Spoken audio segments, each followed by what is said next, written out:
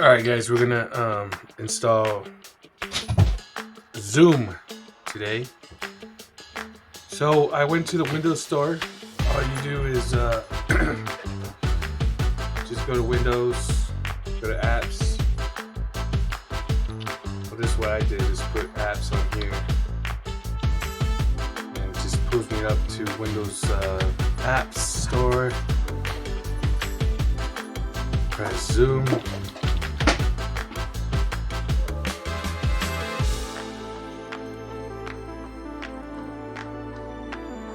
That. Let's install. It's gonna download. Downloading now. It says it's installing, almost done. Alright, now that it's been installed, I'm gonna press open.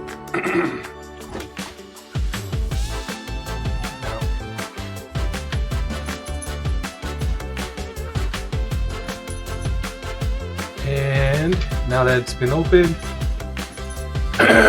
we can join. You can see it comes up popping here. I can press this little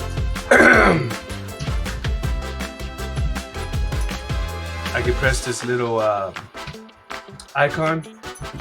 I right click it and I pin to taskbar.